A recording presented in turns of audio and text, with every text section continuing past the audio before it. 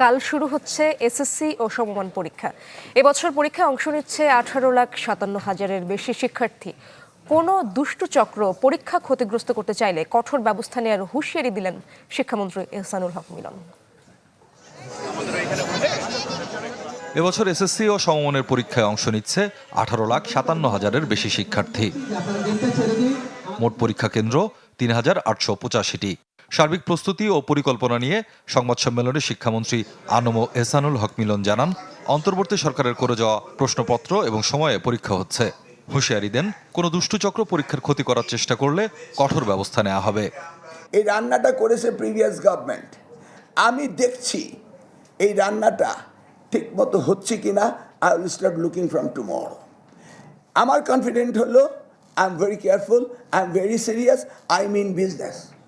এই জন্য 1980 অ্যাক্ট পাল্টাচ্ছি যে আমরা যারা ক্রাইম করবে ওই যে প্রশ্নটা করলো তাদের বিরুদ্ধে আমরা ব্যবস্থা নেব।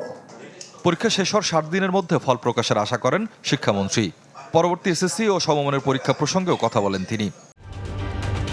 ঢালাইয়ে দৃঢ়তা, নির্মাণে নিশ্চয়তা, প্রিমিয়ার সিমেন্ট, ঢালাইয়ের রাজা।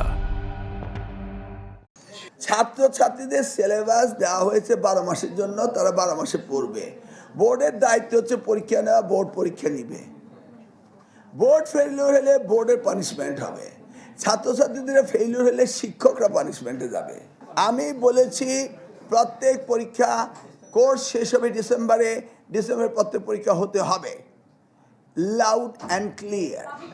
শিক্ষা উপদেষ্টা মাহাদি আমিন বলেন, পরীক্ষার খাতা মূল্যায়নের ক্ষেত্রে অহেতুক কঠোরতা নয়, বরং প্রতিটি শিক্ষার্থী যেন প্রাপ্য নাম্বার পায় সেটি নিশ্চিত করা হবে। এই পরীক্ষাটাতে তারা যেন বিশেষ কোনো চাপ অনুভব না করে। প্রত্যেকটা পরিবারের কিন্তু এক একটা ছাত্র বা ছাত্রীর এসএসসি পরীক্ষা নিয়ে অনেক আবেগ আকাঙ্ক্ষা থাকে। অভিভাবক হিসেবে এটা আমরা উপলব্ধি করি। আমরা সর্বোচ্চ ভালোবাসা দিয়ে তাদের শুভকামনা জানাই। শিক্ষা মন্ত্রণালয়ের দুর্নীতির বিরুদ্ধে কড়া অবস্থানের কথা জানিয়ে তারা বলেন, কেউ দুর্নীতির সাথে জড়িত থাকলে দ্রুতই ব্যবস্থা নেওয়া হবে।